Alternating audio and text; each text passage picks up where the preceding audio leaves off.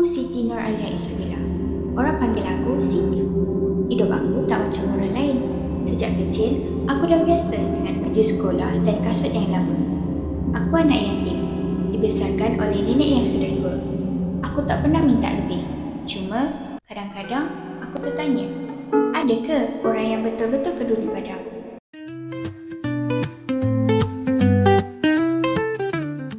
Okey, semua baju-baju ni dah siap. So, korang boleh naik dan pilih ya. Wow.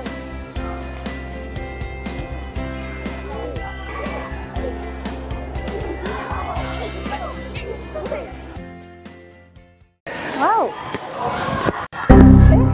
Koyak. Nah, kau ambil ni. Ya.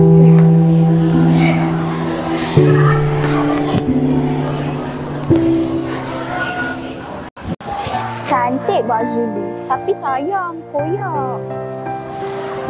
Tak apalah, nanti minta tolong nenek jahit lah.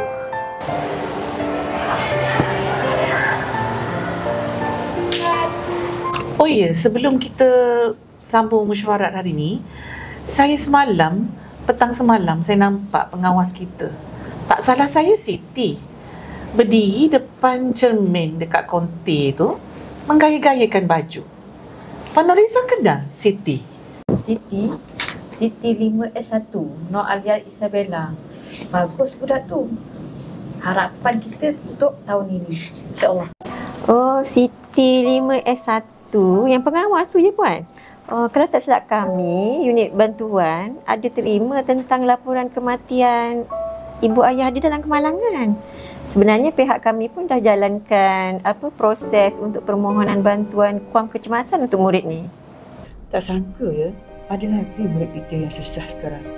Kesian, tambah-tambah lagi dan anak lain. Yelah, kesian. Mak ayah dah lah tak ada. Sedihnya. Kita kena bantu ni. Kita kena bantu. Saya ada idea. Apa kata kita kutip sumbangan, kita beli baju raya. Setuju.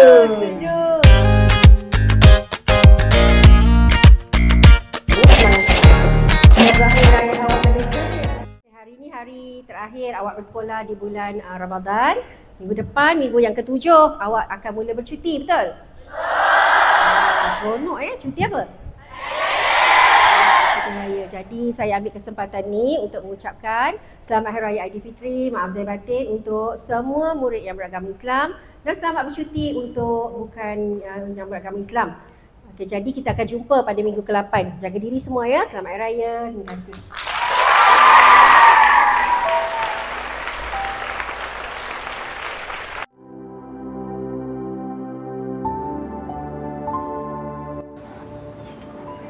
Assalamualaikum. Salam. Kak Ina buat apa tu? Ni jahit baju Siti ni Sitinya mana? Siti dalam bilik tengah mengaji. Oh, kenapa tak dibelikan yang baru? Belum ada rezeki. Oh, tak apalah. Budak tu kan baik. Nanti adalah tu rezekinya. InsyaAllah. Wait, Siti, pengetua panggil kau. Hah? Kenapa?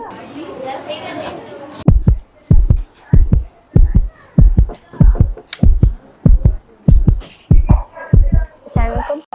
Waalaikumsalam. Masuk. Siti, puasa tak hari ni? Puasa. Betul ke puasa? Betul. Duduk. Ada hal saya nak cakap dengan awak ni.